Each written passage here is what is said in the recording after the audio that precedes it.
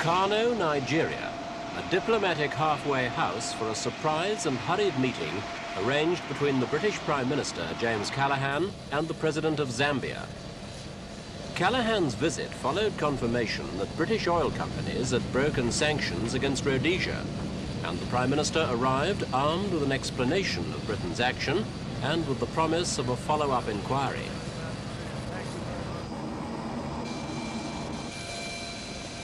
The meeting, held at President Kaunda's request, sparked off speculation and fears in Britain that both Nigeria and Zambia might take action against British interests in their countries. It was an angry president who'd urgently called the meeting, but on his arrival in Kano, he was in good spirits. In fact, the weekend talks began with only a passing reference to the breaking of Rhodesian sanctions.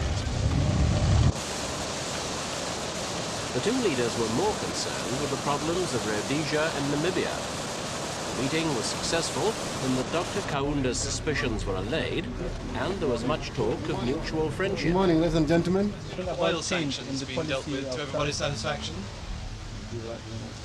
I would say yes. We discussed that one free and frankly, and we have reached some accord on that matter. Have you had any discussion? I think I would just like to add to that by saying that it has the question of oil sanctions insofar as what might be meant by the question an inquest on the past has not concerned us so much in our discussions as what should happen about the future. And so we have been given assurances by the oil companies that there is no oil under the control of British oil companies flowing into Rhodesia. And that has been the case, I think, since the summer of 1977. I hope that you will read these facts carefully. Well, thank you. I think you better shake hands. They thought we were throwing bombs at each other. Zambia faces economic collapse without financial aid like the $45 million promised by Britain. For that reason, Dr. Kaunda's unlikely to get tough about British sanction busting, though he does resent it. When in February 1968, I reviewed and I provided figures and facts and figures, that oil sanctions were being broken by a British-owned company. Sanctions which were at the initiation of Britain, initiative of Britain at the UN. Sisters and brothers, I made this very clear. Here, right from where I'm sitting now, the whole idea was poo-pooed. The powerful British media, mass media, were up at it again. Don't listen to this man, he's cheating. 10.5 years, the whole British government, I hope they are kneeling down in shame, are able to admit that what I said 10.5 years ago was in fact correct. That their only prime minister knew about this. At that time, I was being insulted by the British press. As a major copper producer, Zambia's been badly hit by the collapse of world copper prices. But there's also another problem. Through no fault of its own, Zambia simply can't get its copper to the markets of the world.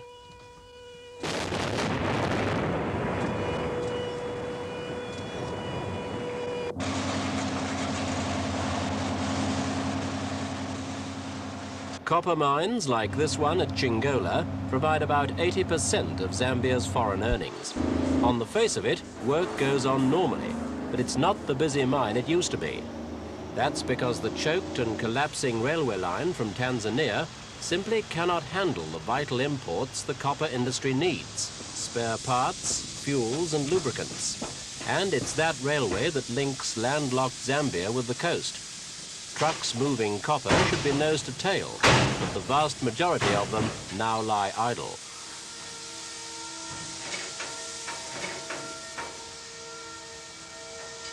Because of its valuable copper resources, Zambia's economy is very narrowly based. There's plenty of water and fertile land, but it's never been developed. So only copper can get Zambia out of its present difficulties.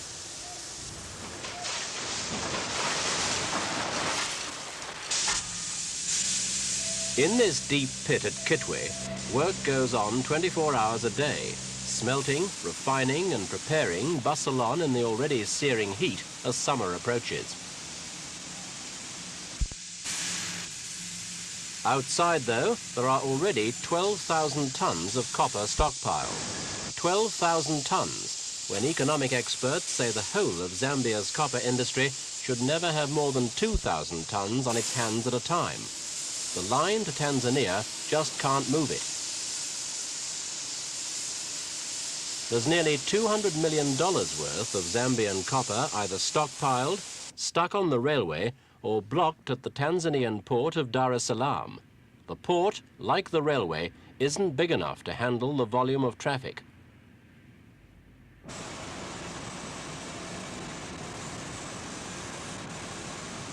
The railway to Tanzania, nearly 2,000 kilometers of it, was built by communist China when the former route through Rhodesia to Mozambique was closed after Rhodesian independence.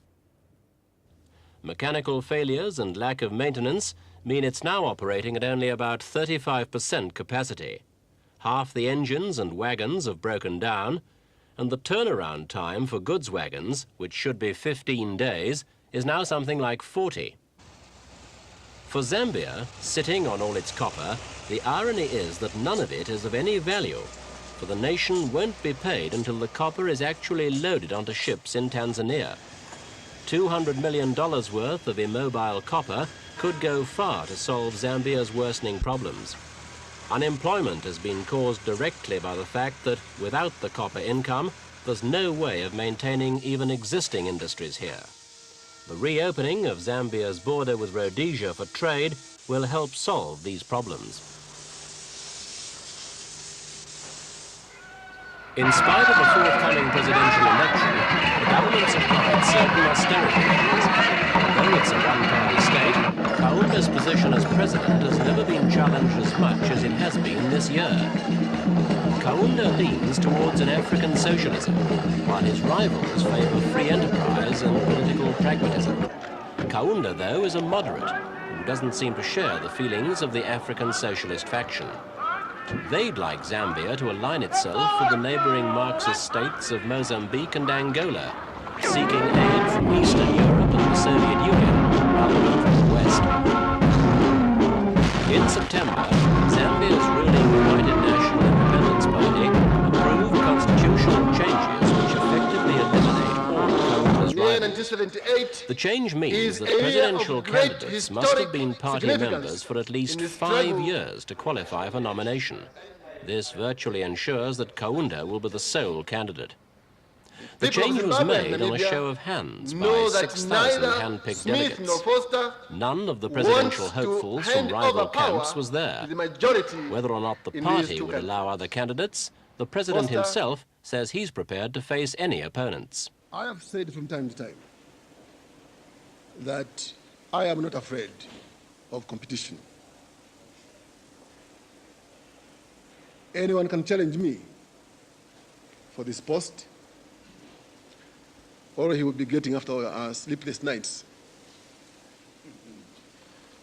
And if the people of Zambia want him to take over or her from me, they're welcome.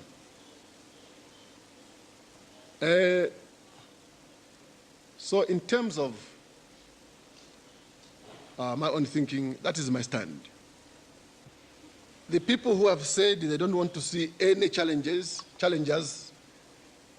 to me are also exercising their democratic rights. They also have as much right to say what they feel about this as those who want to oppose me. That is democracy. It's unfair to say to those who oppose me, don't oppose me. And equally unfair to say to those who support me, don't support me. That's democracy. Kaunda is one of the most widely respected leaders of black Africa. He's evolved his own political philosophy of humanism, a form of Christian socialism, and his motto is simply, one Zambia, one nation.